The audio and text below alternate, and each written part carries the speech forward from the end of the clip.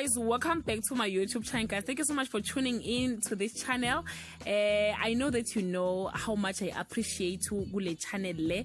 So guys, yeah, today we'll be talking about ama twins, imbewu, the seed. If you are a fan, you'll be left breathing through the wound as the twin won't be seen on our screen, guys.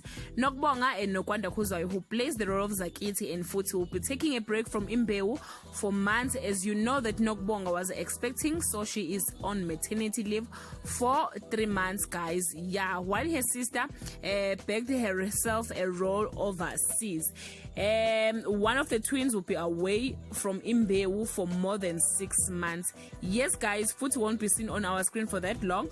Nokwanda has left for Germany to shoot The Lion King, where she will be portraying the role of Nala. So it wasn't a good decision ukuthi bahambe ngesikhathi esiyi-1, but what can we say?